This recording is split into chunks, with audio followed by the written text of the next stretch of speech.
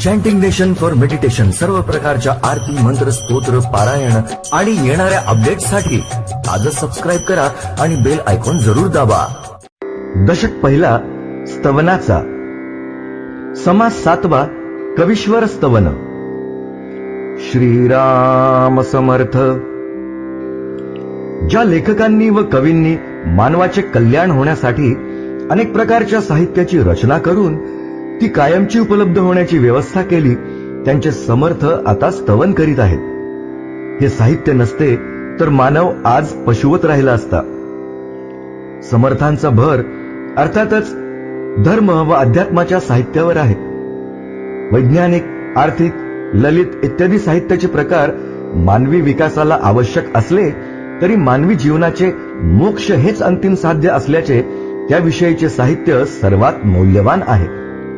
आता वंदू कवेश्वर, शब्दसृष्टीचे ईश्वर, नातरी हे परमेश्वर वेदावतारी. आता श्रेष्ठ कवींना वंदन करू. शब्दसृष्टीवर यांचे प्रभुत्व असते. वेदांमधील अफाट शब्दसृष्टी पाहिली तर असे वाटते की हे कवी वेदांचे अवतारच असतात. वेद ईश्वराचे असल्याने कवींना ईश्वराचे अवतार म्हणण्यासही काहीच हरकत नाही. की हे सरस्वतीचे निजस्थान, की हे नाना कळांचे जीवन, नाना शब्दांचे भुवन येथार्थ होये. विद्येची देवता असलेल्या सरस्वतीचे कवी हे माहेरघर आहे. साहित्य रचनेच्या अनेक प्रकारांना त्यांचाच आश्रय असतो. त्यांच्यामुळेच ते प्रकार टिकून राहतात. त्यांच्या ठिकाणी शब्दांचा प्रचंड संग्रह असतो.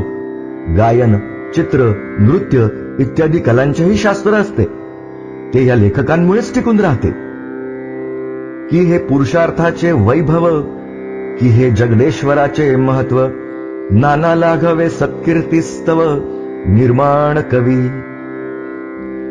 कवींच्या रूपाने चारी पुरुषार्थ वैभव संपन्न झाले. खुद्द ईश्वरालाही ह्यांच्यामुळेच नावलौकिक प्राप्त झाला. नाना प्रकारची रचना कौशल्य दाखवून सत्कीर्तीसाठी कवींचा जन्म असतो. की हे शब्दरत्नाचे सागर, की हे मुक्तांचे मुक्त सरोवर, नाना बुद्धीचे वैरागर निर्माण झाले. शब्दरूप रत्ने साठविण्याचे कवी हे सागर आहेत. काव्यरूप सरोवरात मुक्त पुरुष मुक्तपणे विहार करतात. मुक्त पुरुष काव्यरूपाने आपली स्थिती वर्णन करतात. बुद्धीच्या विलासाच्या अनेक प्रकारांची कवी ही खाण असते. अध्यात्म ग्रंथांची खाणी, की हे बोलके चिंतामणी, नाना कामधेनूची दुभणी वोळली श्रोतयासी. अध्यात्मशास्त्राचे सिद्धांत हे कवी ग्रंथात आकर्षक रीतीने मांडतात. चिंतामणी हा दगड असल्याने बोलत नाही, पण कवी बोलून चिंतामणी व कामधेनूचे काम करतात. मुमुक्षूंची तत्वज्ञानाच्या सुबोध मांडणीची अपेक्षा पूर्ण करतात. की हे कल्पनेचे कल्पतरू, की हे मोक्षाचे मुख्य पडी भरू, नाना संयोज्यतेचे विस्तारू विस्तारले. श्रोत्याची कल्पना विलासाची इच्छा कवी कल्पतरूप्रमाणे पूर्ण करतात. यांच्या रचनांमुळे साधकांना मार्गदर्शन होत असल्याने ते मोक्षाची शोभा आहेत. त्यांच्यामुळे मोक्ष मिळतो. जीवनमुक्तीच्या सर्व पैलूंना विस्तार ते करतात. की हा परलोकीचा निजस्वार्थू, की हा योगियांचा गुप्तपंथू, नाना ज्ञानियांचा परमार्थू रूपासी आला. परलोक प्राप्तीची साधने अष्टांग योग्यांचे गुप्तपंथ व ज्ञान मार्गांचे वेदांत शास्त्र ह्यांच्या रूपाने जणू प्रकट झाले. कवींनीच त्यांची रचना करून त्यांच्या परंपरा सांभाळल्या. की हे निरंजनाची खूण, की हे निर्गुणाची ओळखण, माया विलक्षणाचे लक्षण ते हे कवी. रूपरहित ब्रह्म कवींमुळे शब्दरूपाने जणू रूपाला येते. निर्गुण ब्रह्माचा त्यांच्या रचनांमुळे परिचय होतो. ब्रह्माला मायेचा स्पर्शही होत नाही, पण कविरूप मायेचा जणू त्याला स्पर्श होतो. ते काव्यरूप मायेने त्याचे वर्णन करतात. की हा श्रुतीचा भावगर्भ, की हा परमेश्वराचा लभ्य लाभ, ना तरी होय सुलभ निजबोध कवी रूपे. श्रुतीचे तात्पर्य कवीच काढून दाखवतात. कवींच्या काव्यरचनेमुळे परमेश्वराचे एरवी न कळणारे स्वरूप कळते. त्यांच्यामुळेच आत्मज्ञान सोपे होते. कवी मुमुक्षाचे अंजन, कवी साधकांचे साधन, कवी सिद्धांचे समाधान, निश्चयात्मक. गुप्त असलेला आत्मा मुमुक्षूंना दिसावा म्हणून कवी त्यांच्या डोळ्यात स्वरचनांचे अंजन घालतात. साधकांना साधनेसाठी मार्गदर्शन करतात. जीवनमुक्तांनाही पुनःप्रत्ययाचा आनंद देतात किंवा पडताळा घेण्यासाठी मदत करतात. कवी स्वधर्माचा आश्रयो, कवी मनाचा मनोजयो, कवी धार्मिकाचा विनयो, विनय करते. स्वधर्म कवींच्या आश्रयाने राहतो.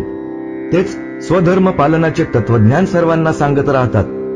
मनोजय व धर्मपरायणांची विनम्रता अशीच त्यांच्या आश्रयाने राहते.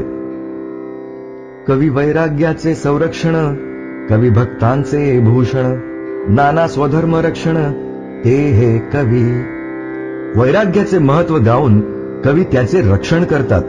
भक्तांना अनेक प्रकारे भगवंताची आळवणी करण्यासाठी कवी भक्तांनी केलेल्या रचना फार गोड वाटतात. सर्व प्रकारचे स्वधर्म कसे पाळावेत त्याचे कवीकडून मार्गदर्शन मिळते. कवी प्रेमळांची प्रेमळ स्थिती, कवी ज्ञानस्थांची ज्ञानमूर्ती, कवी उपासकांची वाढ कीर्ती विस्तारली.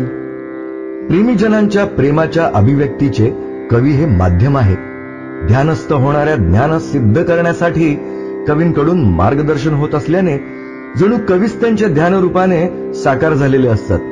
उपासकांची निष्ठा, प्रेम, शरणभाव इत्यादी कवींकडूनच सर्वत्र प्रसिद्ध होतात. नाना साधनांचे मूळ, कवी नाना प्रयत्नांचे फळ, नाना कार्यसिद्धी केवळ कवीचेनी प्रसादे. कवींच्या कृपेने अनेक साधना मार्गांमधील वर्म किंवा तत्व लक्षात येते. हर तऱ्हेच्या प्रयत्नांना यश मिळते. अनेक कार्यसिद्धीसला जातात. आधी कवीचा वाग्विळास, तरी मग श्रवणी तुंबळे रस, कवीचे मतिप्रकाश, कवित्वास होये. कवीच्या वाणीने शब्दविहार केला तरच रसिकाच्या कानात त्या रसांना प्रवेश मिळतो.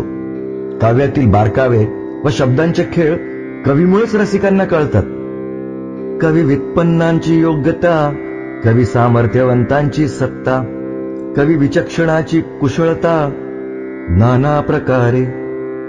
अनेक व्युत्पत्तीचे कौतुक कवींमुळेच कळते. कवींना त्यांच्या काव्य सामर्थ्यामुळे एक प्रकारे सत्ताही प्राप्त होते. शहाण्यांचे शहाणपणाचे कौशल्य कवींच्या माध्यमातून प्रगट होते. कवी ते लक्षात आणून देतात. कवी कवित्वाचा प्रबंध, कवी नाना धाटी मुद्रा छंद, कवी गद्यपद्ये भेदाभेद उदत्रास करते. काव्यरचनेचे कसब कवींमुळे कळते. वाङ्मयाचे संप्रदाय, रसादिकांची लक्षणे व अनुष्टुपादी छंद कवींमुळे प्रगट होतात. वाङ्मयाचे गद्य व पद्यादी भेद व अनुप्रासादी साधण्याचे कौशल्य तेच स्पष्ट करतात. कवी सृष्टीचा अलंकार, कवी लक्ष्मीचा शृंगार, सकळ सिद्धीचा निर्धार, ते हे कवी. सृष्टी कवींनी अलंकृत झाल्याने तिच्यावरील मानवी जीवनाला शोभा आली. लक्ष्मीचे वैभव वर्णन करताना कवी रंगून जातात.